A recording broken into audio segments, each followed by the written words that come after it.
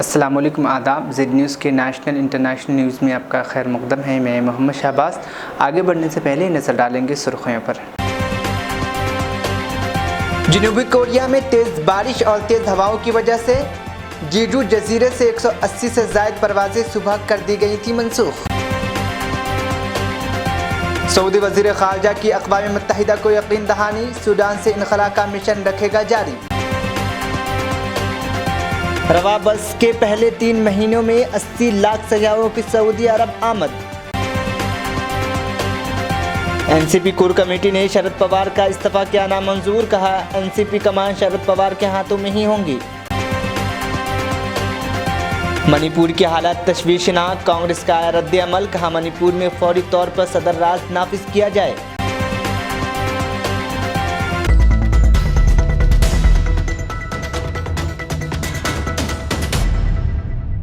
अब खबरें तफसील से। जनूबी कोरिया में तेज़ हवा और तेज़ बारिश की वजह से 180 फ़्लाइट को मनसूख कर दिया गया। शुमाली जजीरा जीजू में बैनुल-अक़वामी हवाई अड्डे के अफसरान ने आज बताया कि यहाँ आने वाली 180 से ज़ायद परवाज़ों को रद्द करना पड़ा। गैर मुल्की खबर रसा इदारे ने हवाई अड्डे के अफसरान के हवाले से बताया कि मकामी वक्त के मुताबिक सुबह 8 बजे 183 घरेलू परवाज़ें रद्द कर दी गई। अफसरान ने दोपहर 1 बजे के आसपास हवाई अड्डे के ऑपरेशन को दोबारा शुरू करने की कोशिश कर रहे हैं।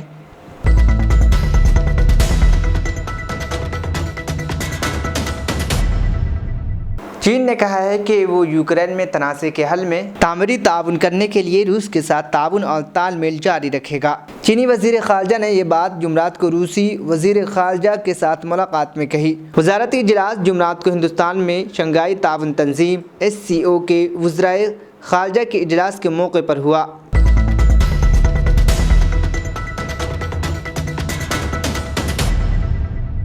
सऊदी वज़ीर ख़ारजा शहज़ादा फैसल बिन फरहान ने कहा कि सऊदी अरब सूडान से गैर मुल्कियों के इनखला का इंसानियत नवाज ऑपरेशन जारी रखेगा। गैर मुल्की खबर रसा इदारे के मुताबिक शहज़ादा फैसल बिन फरहान ने मज़कूरा यकीन दहानी जुमरात को अक़वाम मुत्तहिदा के सेक्रेटरी से टेलीफोन पर रब्ता करके की। सऊदी वज़ीर ख़ारजा ने टेलीफोनिक रब्ते के दौरान सूडान के मुतहारिफ फ़रीक़ैन के दरमियान अस्करी महाज आराई बंद कराने और सूडानी शहरियों ने वहाँ मुकीम गैर मुल्कियों को ज़रूरी तहफ़्फ़ुज़ फराहम कराने के लिए जाने वाली कोशिश पर तबादला ख्याल किया। फ़रीक़ैन ने अक़वाम मुत्तहिदा और सऊदी अरब के दरमियान ताउन की हिकमत अमली का भी जायज़ा लिया। अलावा से आलमी अमन व सलामती के फ़रोग़ के लिए जाने वाली सरगर्मियों, कोशिशों और बैनुल-अक़वामी हालात हाज़िरा पर तबादला ख्याल किया।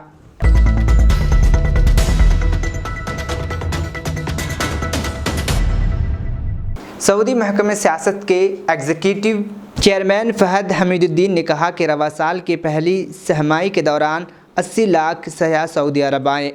अल अरबिया नेटवर्क के मुताबिक फ़हद हमीदुद्दीन ने बताया कि दुबई में अरबैन ट्रैवल मार्केट एग्जीबिशन में शिरकत करने वाले वफ़द में हमारा वफ़द सबसे बड़ा था। उन्होंने कहा कि माज़ी के मुकाबले में अब सऊदी अरब आना बहुत आसान हो गया है। हुकूमत ने मुख्तलिफ़ किस्म के वीज़े मुतारिफ़ कराए हैं। हमीदुद्दीन ने बताया कि 2022 के दौरान 93 मिलियन सयाह सऊदी अरब आए। इस साल की पहली सहमाई में ही 80 लाख सयाह आ चुके हैं।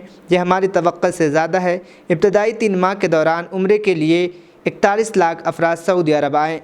Bill Henderson, co-founder of Moon World Resorts, based in Canada. We had a great time. We discussed space tourism. Was it happening? When is it happening? Is it ever going to happen? It was really interesting. My co-speaker talked about an amazing trip to the atmosphere and seeing the curvature of the Earth. I talked about Moon, which is our architectural design project, which will bring essentially the moon to Earth. Moon is really an authentic version of bringing the moon to Earth for all to enjoy. It's going to be pretty spectacular. It's the largest sphere in the world, 1,000 feet tall, 305 meters. It will give the masses the ability to walk on the lunar surface at an affordable price point. So you can actually participate in space tourism rather than being a spectator. I think space tourism is at its infancy, but it will rapidly deploy around the world. It's going to be a wonderful niche market, which will over time become affordable. But what's nice about what we're doing, within 5 to 6 years, Moon will be here. It'll be the bridge to space tourism. We can put 2.5 million people on the lunar surface every year. So all of a sudden, for a very affordable price point, volume tourism will be space tourism.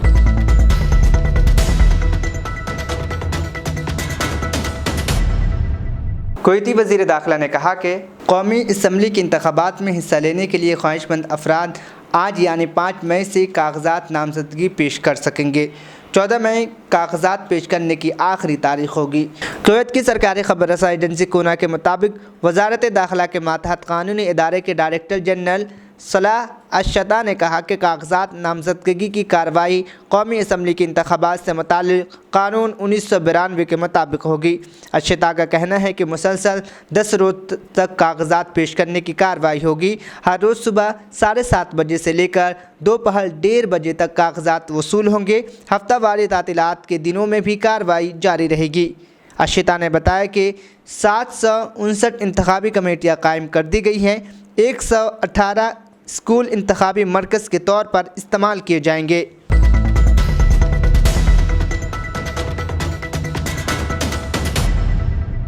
अमरीकी रियासत Georgia में कल पुरतशद्दुद वाक़ये में 4 अफराद की मौत हो गई है। मकामी मीडिया ने अफसरान के हवाले से बताया कि शहर में एक शख्स ने खुद को गोली मारने से पहले 3 बालिग़ अफराद को कत्ल कर दिया। वाज़ेह है कि गुज़िश्ता मई को अमरीकी रियासत कैलिफोर्निया के छोटे सहराई इलाके में फायरिंग की वारदात में 4 अफराद हलाक हो गए थे। रिपोर्ट में कैरन काउंटी शेरिफ के दफ्तर के हवाले से कहा गया कि महलूकिन की उम्र 20 था 30 साल थी। फायरिंग की वारदात में 3 अफराद की मौके पर ही मौत हो गई थी और एक को ज़िला अस्पताल ले जाया गया, जहां बाद में इससे मुर्दा करार दे दिया गया। वहीं 30 अप्रैल को जुनूब मशरक़ी टेक्सटाइल में एक घर के अंदर फायरिंग के नतीजे में 8 साला बच्चे समेत 5 अफराद हलाक हो गए थे। AR-15 तर्ज के राइफ़ल से लेस एक मुश्तबा शख्स ने इस हादसे को अंजाम दिया और फ़रार हो गया।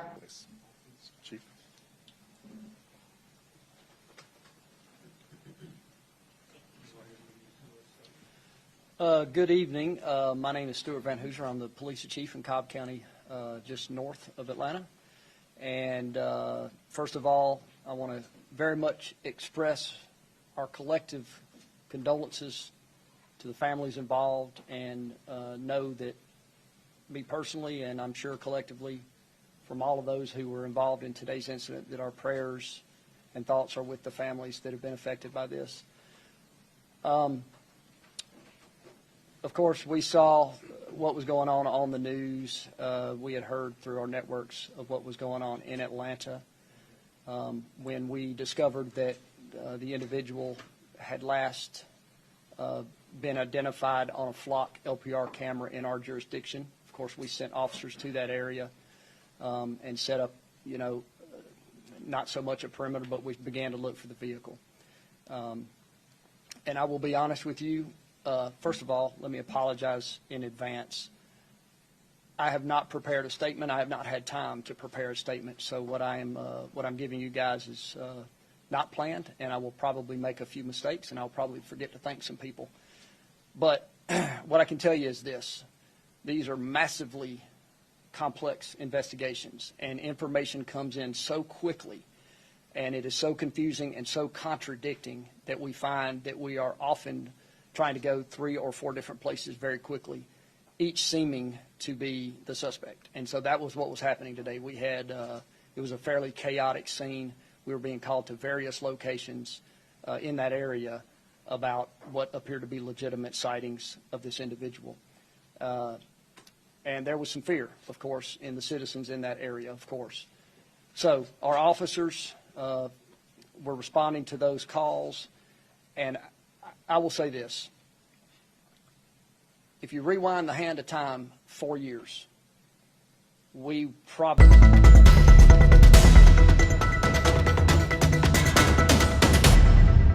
वज़ारत दफ़ा के एक तर्जुमान ने बताया कि जम्मू सूबे के राजौरी इलाके में अक्सरियत पसंदों के ख़िलाफ़ एक वसी ऑपरेशन के दौरान कम अज़ कम 2 फ़ौजी हलाक हो गए।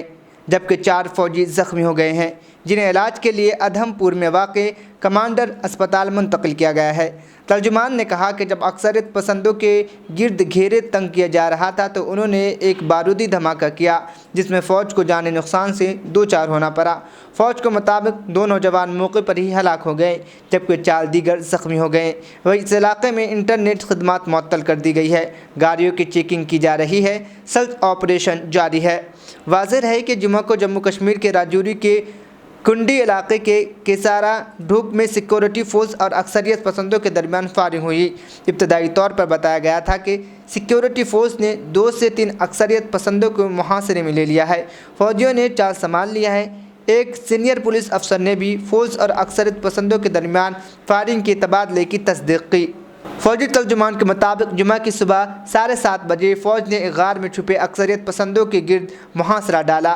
ये इलाका काफ़ी सरसब्ज है और इसमें काफ़ी चट्टानें मौजूद है। फ़ौज ने कहा कि इलाके में इजाफी कुम्भ रवाना कर दी गई है। ज़ख्मी फ़ौजियों के इलाज के लिए अधमपुर के कमांडर हॉस्पिटल मुंतकिल कर दिया गया है। अहम बात यह है कि पूंछ में अक्सरियत पसंदों के हमलों की बाद से वादी में अक्सरियत पसंदों के खिलाफ फ़ौज की कार्रवाई मुसलसल जारी है। बुध, जुमरात और अब जुमा को सिक्योरिटी फ़ौज ने अक्सरियत पसंदों के खिलाफ ऑपरेशन कार्रवाई की।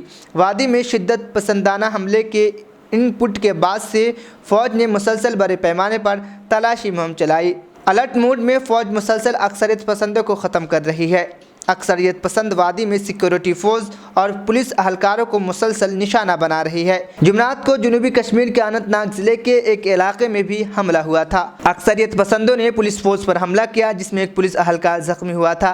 इस वाक़े के बाद अभी तक ये मालूम नहीं हो सका कि अक्सरियत पसंद उस वक्त कहाँ है।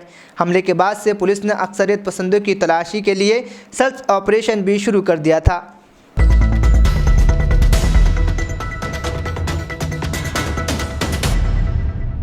नेशनलिस्ट कांग्रेस पार्टी यानी एनसीपी के सरबराह के लिए इंतखाब कराने का इम्कान जाहिर किया गया था। नेशनलिस्ट कांग्रेस पार्टी यानी एनसीपी के नए सरबराह के लिए इंतखाब का इम्कान था। इस सिलसिले में आज मुंबई में एक अहम मीटिंग भी हुई, जिसमें एनसीपी के कोर कमेटी ने शरद पवार का इस्तीफ़ा मुस्तरद कर दिया। इत्तलात के मुताबिक एनसीपी के कोर कमेटी ने करारदाद मंजूर की, जिसमें पार्टी सरबराह शरद पवार से पार्टी की क़यादत जारी रखने की दरख्वास्त की गई। नेशनलिस्ट कांग्रेस पार्टी की मीटिंग आज सुबह 11 बजे शुरू हुई। कयास किया जा रहा था कि आज नए सदर के नाम का ऐलान किया जाएगा। ये कमेटी 82 साल पवार ने नए सदर के इंतखाब के लिए बनाई थी, जिसमें अजीत पवार, सुप्रिया सोले, साबिक मरकजी रहनुमा प्रोफेसर पटेल और भी कई अहम लीडर शामिल हुए। इससे कबल एनसीपी के कुछ लीडरों ने नाम जाहिर न करने की शर्त पर यह बताया था कि बारामती से लोकसभा के रुकन पार्लियामेंट शरद पवार की बेटी सुप्रिया सोले पार्टी की कौमी सरबराह हो सकती है, जबकि अजीत पवार को महाराष्ट्र यूनिट की कमान मिलेगी। वाज़ेह रहे कि सुप्रिया सोले 3 मरतबा से लोकसभा की रुकन हैं। तमाम सियासी जमातों के रहनुमाओं से उनकी अच्छे ताल्लुकात हैं, जबकि अजीत पवार के रियासती इकाई पर अच्छी गिरफ्त है। एनसीपी के रहनुमाओं ने कहा कि अजीत पवार ने हाल ही में वज़ीर आला के ओहदे से मुताल्लिक़ बात की थी, जबकि सुप्रिया सोले ने कहा कि वो कौमी सियासत में ही रहना चाहती हैं। एनसीपी की सीनियर लीडर व साबिक रियासती वज़ीर चिगन ने कुछ दिन पहले अपनी ज़ाती राय का इजहार देते हुए कहा था कि सुप्रिया को पार्टी की कौमी जिम्मेदारी कबूल करनी चाहिए और अजीत पवार को महाराष्ट्र पर तवज्जो देनी चाहिए। इससे कबल शरद पवार ने जुमरात को कहा था कि उनका इस्तीफ़ा देने का फैसला पार्टी के मुस्तकबिल के लिए लिया गया है। तमाम पार्टी कारकुनों का एक हिस्सा मुसलसल शरद पवार से इस्तीफ़ा वापस लेने का मुतालबा कर रहा है। पवार ने जुमरात को कहा था कि वह आइंदा चंद दिनों में हतमी फैसला लेंगे। उन्होंने कहा कि वो पार्टी कारकुनों के जज्बात को समझते हैं और वो उन्हें नज़रअंदाज नहीं करेंगे। उन्होंने कहा कि मैं आपके जज्बात का एहतराम करता हूं, मुझे आप सब के साथ अपने मंसूबों पर बात करनी चाहिए थी, आपको एतमाद में लेना चाहिए था, लेकिन उन्होंने कहा कि मैं जानता हूं कि आप मुझे सदर से ओहदे से दस्तबरदार होने का फ़ैसला लेने की इजाज़त नहीं देते। उन्होंने कहा कि महाराष्ट्र के बाहर से पार्टी के कुछ साथी और इस मसाले पर बातचीत के लिए जुमा को उनसे मुलाकात करेंगे, यानी उनसे आज मुलाकात की गई।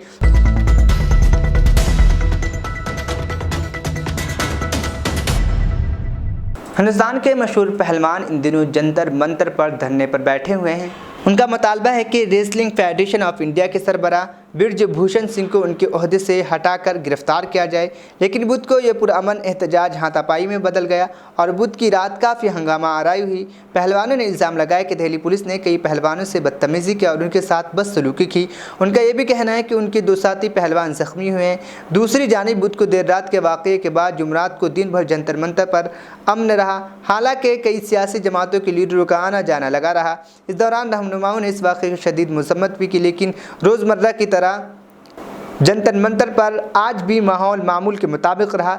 दूसरी तरफ किसान रहनुमा राकेश टिकैत जुमरात को देर गए एहतजाजी मकाम पर पहुंचे थे। वहां उन्होंने पहलवानों को से लेकर और दीगर से खिताब करते हुए कई बार ऐलान किए। उन्होंने कहा कि दिल्ली पुलिस ने सिर्फ बिस्तर लाने का बहाना बनाकर इस कदर बदतमीज़ी की जैसे कि किसी भी सूरत में बर्दाश्त नहीं किया जाएगा। इन बच्चों की बिजली और पानी की सप्लाई भी मुनक़ता कर दी गई है। अब इस तहरीक को ज़ात पात में तब्दील करने की साजिश की जा रही है, जबकि ये बच्चे किसी ज़ात से ताल्लुक़ नहीं रखते। ये बच्चे हमारे हैं, मुल्क के हैं, इनकी हिफाजत करना भी हमारी जिम्मेदारी है। टिकैत ने यह भी कहा कि 7 मई को खाप पंचायतों की नुमाइंदगी जंतर मंतर आएगी। जुमरात को भी हरियाणा, उत्तर प्रदेश में कई मकामात पर खाप पंचायतें हुई हैं। अब हमारे पास 2 दिन का वक्त है, इसमें हम दीगर तमाम जगहों से रब्ता करेंगे। टिकैत ने कहा कि इन बच्चों की मश्क छूट रही है, इसलिए हमें इस पूरे मामले पर ठोस हिकमत अमली के साथ ठोस इक़दाम करना होगा।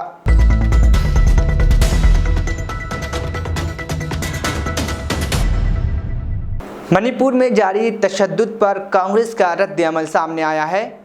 कांग्रेस ने मणिपुर में फौरी तौर पर सदर नाफिज करने का मुतालबा किया है।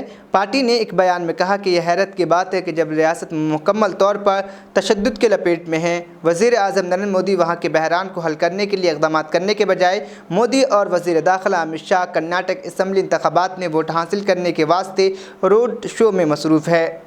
कांग्रेस की तर्जुमान सुप्रिया ने कहा कि मुल्क की सितम ज़रीफ़ी यह है कि वज़ीर आज़म और वज़ीर दाखिला कर्नाटक में इंतखाबी मुहिम में मसरूफ़ है और दूसरी तरफ मणिपुर जल रहा है। वज़ीर आज़म नरेंद्र मोदी और वज़ीर दाखिला अमित शाह, क्या आप में अखलाक़ियात बाकी नहीं हैं? आप मणिपुर पर कुछ भी तवज्जो नहीं दे रहे हैं। उन्होंने कहा कि मणिपुर में हालात इंतहाई तशवीशनाक हो चुके हैं और तशद्दुद का सिलसिला थमने का नाम नहीं ले रहा है, इसलिए वहाँ फौरी तौर पर सदर राज नाफिज कर अमन बहाल किया जाना चाहिए। मणिपुर गुज़िश्ता 4 दिनों से जल रहा है। रियासत के 16 में से 8 अजला में कर्फ्यू नाफिज कर दिया गया है।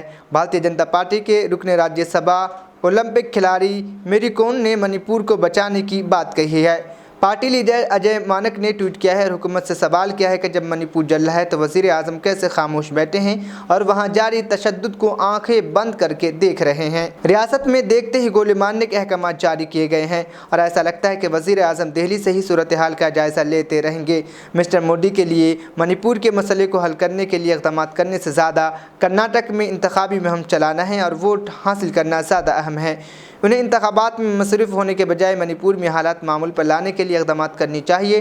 कांग्रेस के मीडिया डिपार्टमेंट के सरबराह पवन खेरा ने कहा, वज़ीर आज़म कर्नाटक में इंतखाबी मुहिम में मसरूफ़ हैं जबकि मणिपुर तशद्दुद की वजह से जल रहा है। ऐसा लगता है कि वज़ीर आज़म के पास सब कुछ छोड़कर सिर्फ कर्नाटक में इंतखाबी मुहिम चलाने का वक्त है। इससे आया है कि बीजेपी की हुकूमत की तरजीहात ही गलत है। इस देश के पूर्वोत्तर का एक अहम राज्य है मणिपुर और मणिपुर जल रहा है। यह अतिशयोक्ति नहीं है, मणिपुर वाकई में 4 दिनों से जल रहा है। हत्या, अगजनी, लूट, संपत्ति स्वाहा होने की दिल दहलाने वाली खबरें आ रही हैं। हिंसा इतनी उग्र हो चुकी है कि इंटरनेट पूरी तरह से बंद कर देना पड़ा है। 16 में से 8 डिस्ट्रिक्ट्स में कर्फ्यू लगा हुआ है, मतलब आधे राज्य में, और भारतीय रेल ने रेलगाड़ी वहां भेजने से मना कर दिया है, सेवाएं प्रतिबंधित कर दी गई। हिंसा ने इतना उग्र रूप ले लिया है कि कानून व्यवस्था पूरी तरह से ठप है और इस देश के प्रधानमंत्री और गृह मंत्री ने गवर्नर को अधिकृत कर दिया है शूट एट साइट ऑर्डर के, मतलब जहां देखो वहां गोली मार दो। ये 2023 का भारत है जहां पर एक राज्य जल रहा है और शूट एट साइट के ऑर्डर है। मणिपुर की ध्वस्त व्यवस्था के चलते वहां के मंत्री, वहां के विधायक, खुद ओलंपियन और भाजपा की राज्यसभा सांसद रह चुकी मेरी कॉम हाथ जोड़ के दुहाई कर रहे हैं कि प्रधानमंत्री और गृह मंत्री, हमारा प्रदेश जल रहा है, उसको जलने से बचा लीजिए, खत्म होने से बचा लीजिए। लेकिन इस देश की विडंबना है और दुर्भाग्य है कि देश के प्रधानमंत्री और गृह मंत्री कर्नाटका में इतने व्यस्त हैं, वोट की राजनीति में इतने व्यस्त हैं कि मणिपुर जल के स्वाहा हो जाए उनको फर्क नहीं पड़ता। उनको मतलब सिर्फ वोट से है, वोट वोट और वोट। लेकिन आज सवाल पूछना पड़ेगा और सवाल पूछना जरूरी है। मणिपुर में दंगे पूरी तरह से सांप्रदायिक हो चुके हैं। धार्मिक संस्थानों पर हमला हो रहा है, लोगों पर हमला हो रहा है, चुन चुन के मारा जा रहा है, अगजनी के मामले सामने आ रहे हैं, संपत्ति जलकर स्वाहा हुई जा रही है। क्या कोई नैतिकता नहीं है प्रधानमंत्री मोदी आपकी और गृह मंत्री अमित शाह की कि आप इतना सारा अटेंशन मणिपुर पर दीजिए? आपने तो यहाँ कर्नाटका आके कहा था अमित शाह जी की अगर आपकी सरकार नहीं आएगी तो दंगे हो जाएंगे। मणिपुर में आपने किसके नाम पर वोट मांगा था? वहां पर तो आपकी सरकार है, आपके रहते हुए मणिपुर जल उठा है। क्या कर रहे हैं आप उसके बारे में? असलियत तो यह है कि एक गृह मंत्री के तौर पर आप पूरी तरह से विफल रहे हैं। असम और मिजोरम में गोली चल जाती है, कर्नाटका और महाराष्ट्र में सीमा विवाद हो जाता है, अब मणिपुर जल रहा है। आपको अपने पद पर रहने का क्या मौलिक अधिकार है? वास्तव में तो मणिपुर में 356 अनुच्छेद के तहत तुरंत राष्ट्रपति शासन लागू कर देना चाहिए और स्थिति शांति बहाल करने के प्रयास करने चाहिए। और मोदी जी, मैं सिर्फ आपसे हाथ जोड़ के एक निवेदन करती हूँ, आप इस देश के चुने हुए प्रधानमंत्री हैं, भाजपा के स्टार प्रचारक मात्र नहीं है। कर्नाटका भी देख रहा है कि मणिपुर के हमारे भाई बहनों के साथ क्या हो रहा है और कर्नाटका भी चाहता है कि आप अपना सारा अटेंशन वहां पर शांति बहाल करने में, कानून व्यवस्था दुरुस्त करने में लगाइए। मणिपुर को जलने से बचा लीजिए मोदी जी। यहाँ पर वोट मांगना आपके कर्तव्य के खिलाफ है। इस देश का एक राज्य जल उठा है, उसको बचाइए, वहां पर शांति बहाल करिए, वो आपका राजधर्म है। आपको अपना राजधर्म याद। The first issue which I want to take is about the Prime Minister's visit continuously for 3 days in Karnataka starting from today. We all know that the Prime Minister will have his road show tomorrow for 9 hours in Bangalore, which means continuously for 9 hours here, patients would not be able to go to hospital if they require, students would not be able to go for examinations if they have to sit in for any examination.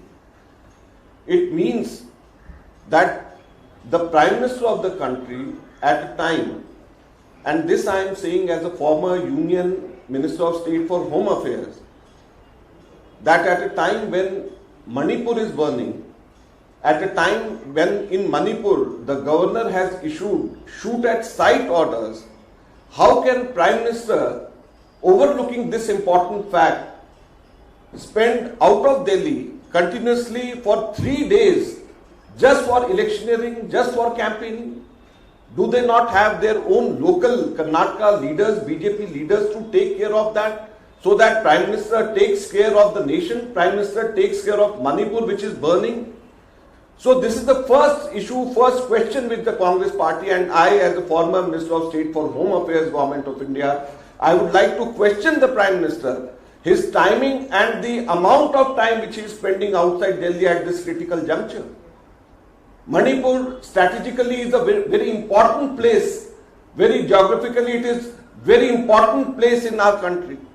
And when in Manipur shoot at sight orders is there, then he should continuously be at Delhi headquarters to monitor situation in Manipur, what is happening in the northeastern states, rather than electioneering, rather than disturbing the entire Karnataka continuously for 3 days. And when I say, do they not have their own local Karnataka leaders to campaign for BJP in Karnataka? I would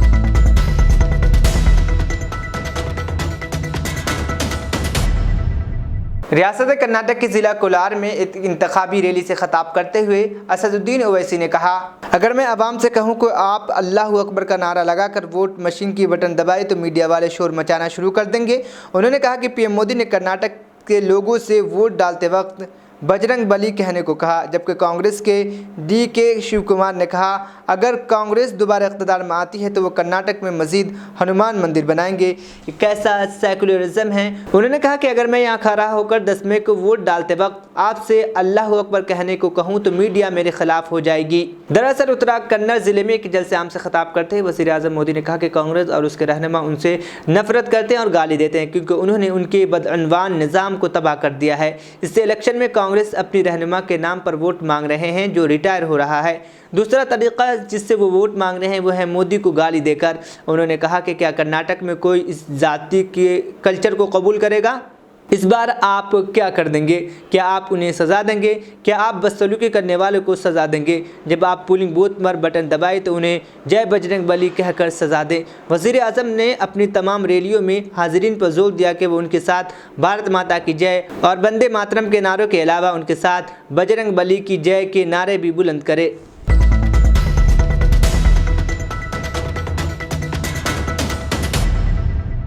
आखिर में सुर्खियां एक बार फिर। जनूबी Korea में तेज़ बारिश और तेज़ हवाओं की वजह से जीजू जजीरे से 180 से ज़ायद परवाज़ें सुबह कर दी गई थी मनसूख। सऊदी वज़ीर ख़ारजा की अक़वाम मुत्तहिदा को यकीन दहानी, सूडान से इनखला का मिशन रखेगा जारी। रवा बस के पहले 3 महीनों में 80 लाख सयाहों की सऊदी अरब आमद।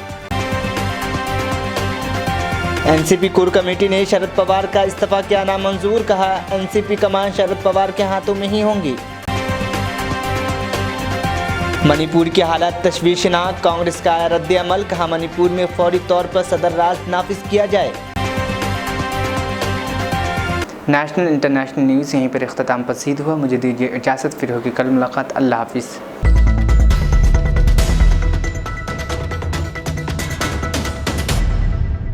मेहनत, लगन, निफासत का हसीन मरकज जौहरी, क्राफ्टेड जस्ट फॉर यू। मियार और एतमाद की रिवायत, जेवरात ऐसे कि आपका दिल जीत लें। जौहरी के दिलकश डिजाइन आपको दूसरों से मुनफरिद बनाए। हम हर किस्म की डिजाइन की ज्वेलरी ऑर्डर्स पर भी बनाते हैं, कोई यूं ही नहीं बनता। जौहरी दुनिया भर के 15,000 से ज्यादा के डिजाइन मौजूद हैं जो आपके दिलों को भाएं। इतने खूबसूरत डिजाइन की ज्वेलरी कहीं और न मिले। कारीगरी के असली मायने आपको जौहरी पर तशरीफ लाने पर ही पता चलेंगे। हर 916 हॉलमार्क ज्वेलरी पर only 4.9% wastage, no making charges. जौहरी, crafted just for you. Gold, diamonds and platinum. Opposite Success School, 7 Toms Road, Toli Chowki, Hyderabad.